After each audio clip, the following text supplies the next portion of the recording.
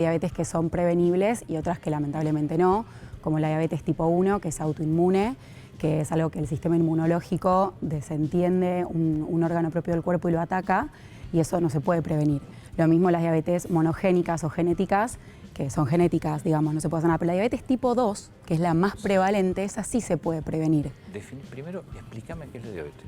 Bueno, la diabetes es una enfermedad que se considera un trastorno del metabolismo de hidratos de carbono, que lo que tienen en común todas ellas, todos los subtipos, es la glucosa alta en sangre, ¿no? La glucemia, que es glucosa en sangre elevada. Y eso puede traer complicaciones en diferentes órganos porque se van afectando los vasos sanguíneos que irrigan el riñón, el corazón, el cerebro, diferentes órganos, la retina. Pero controlando bien esos valores de azúcar y controlando también otros parámetros como tensión arterial, colesterol en sangre y demás, todas esas complicaciones se pueden prevenir. Sí, o sea que hoy por hoy una persona con diabetes puede tener una calidad de vida excelente con un buen control de sus glucemias y del resto de estos parámetros. No, ahí está que dijiste retina, ahí es el motivo por el cual puedes perder la vista. Exactamente, por eso se lo asocia a la ceguera. ¿Qué te genera? Puede afectar la retina, que es lo que está justamente en el fondo de nuestro ojo, sí, y eso va a afectar la visión. ¿Pero ¿sí? cómo la afecta? ¿Qué es lo que no le irriga? Daña los vasos sanguíneos chiquititos que están irrigando la retina. Por eso toda persona con diabetes, una vez al año mínimo, debe realizarse un estudio que se llama fondo de ojo. Claro. Que lo hace un oftalmólogo justamente para ver la indemnidad de esa retina o si está afectada o no. Ajá. ¿Qué tengo que comer y cómo tiene que ser mi vida para prevenir una diabetes que sea prevenible, obviamente? Excelente, sí. Bueno, para prevenir la diabetes tipo 2, lo importante es reducir el consumo de ultraprocesados, tratar de elegir alimentos reales, llevar una alimentación balanceada.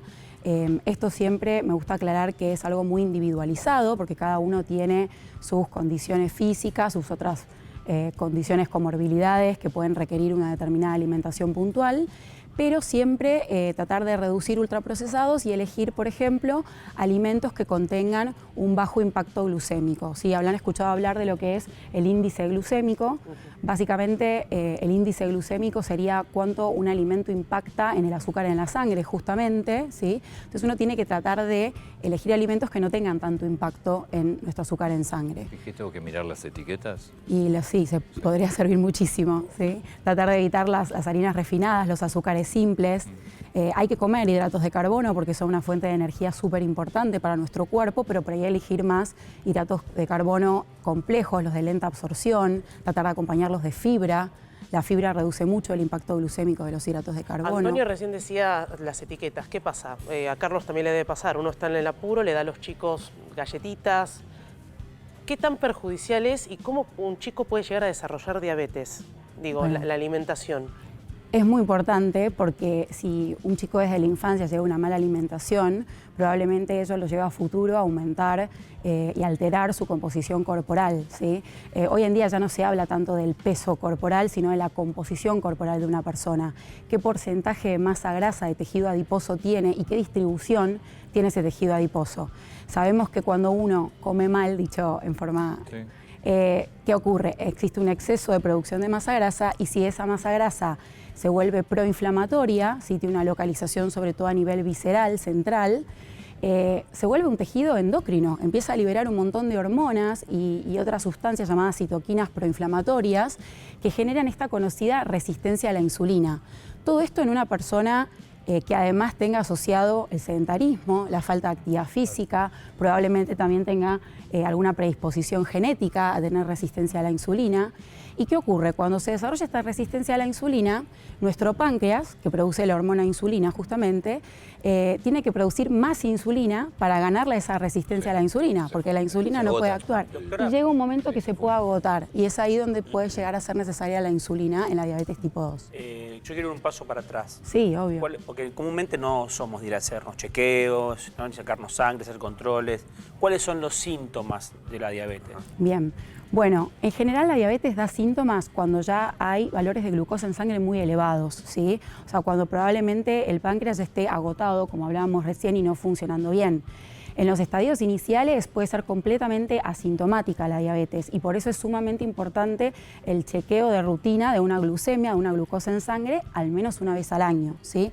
Cuando ya la glucosa está muy elevada y ya hay un no adecuado funcionamiento del páncreas y el azúcar se va a valores de más de 250, 300, ahí sí la persona va a tener síntomas marcados, pérdida de peso involuntaria, más sed de lo habitual, eso tiene que llamarnos la atención, van al baño con más frecuencia de lo habitual, eso tiene que ser... Si vos tenés valores de azúcar en sangre elevados, pero no 200 o 300, yo Totalmente. creo que es 100 el máximo, 90. Sí, sí, justamente eso se modificó. Hasta el año pasado el corte lo consideraban en 110, pero bajó, ahora lo bajaron ¿Por a qué hicieron 100. esa modificación? Porque se convocó a una comisión directiva en 2022, la Sociedad Argentina de Diabetes, y basados en las nuevas evidencias científicas, vieron que a partir ya de 100 miligramos de decilitro se empezaba a aumentar el riesgo de progresión a una diabetes tipo 2 y empezaban a irse empezando a gestionar estas complicaciones micro y macrohepáticas de la diabetes. Ponele que tengas 115, 120, 25, así que no sea tan exagerado, pero te pases. Si vos dejás de comer dulces o Azúcares alimentos simples, azúcares, sí. y el deporte te baja el nivel de azúcar en sangre. Muchísimo, muchísimo. El ejercicio físico en sí, o sea, la actividad física per se, genera una disminución de esta resistencia a la insulina que hablábamos, por más que no llegues a modificar la composición ¿Por qué? corporal. Bueno, justamente porque es muy molecular, ¿no? O sea, se produce un aumento de la expresión de los transportadores de glucosa a nivel de la membrana celular, por ejemplo, del músculo, y entonces puede actuar mejor la insulina metiendo el azúcar adentro de las células. Si dejo de comer azúcares entiendo que baje Claro, el nivel, pero pero el deporte. ¿por qué hacer deporte? Es como si el deporte le facilitara la actividad a la insulina, tomémoslo así. ¿Y cuánta influencia puede tener el estrés en despertar una diabetes o nada? Muy buena pregunta. No, yo creo que sí tiene una influencia importante, tanto en la diabetes tipo 1 como en la diabetes tipo 2.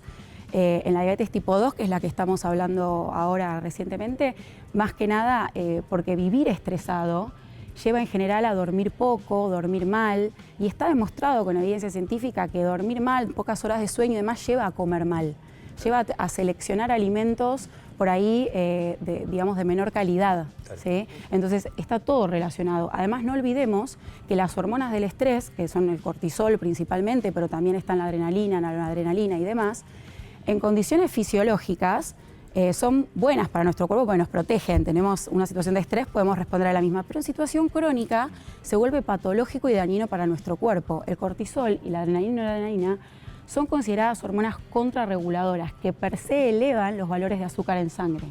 Okay. O sea que está como muy relacionado relación. por diferentes aspectos. ¿Cuándo se te dispara una diabetes, digamos las que son prevenibles? O no, cualquiera. ¿Cuándo se te dispara y por qué? Porque hay chicos que tienen diabetes. Exactamente, Pero bueno. es un tema de edades.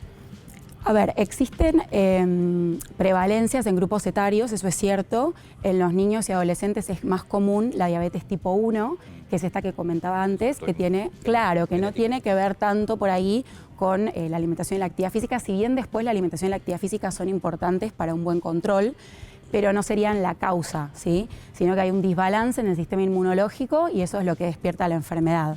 A veces el estrés puede ser desencadenante de ese despertar de la enfermedad autoinmune. Pero bueno, no es tan común la diabetes tipo 2. Hoy por hoy igual está aumentando, porque cada vez vemos más chicos que se alimentan mal, que tienen un exceso de masa grasa corporal. La edad donde aparece. Exactamente, vemos cada vez mayor prevalencia de diabetes tipo 2 en niños. Tiene que ver con es los algo que genes antes no también, se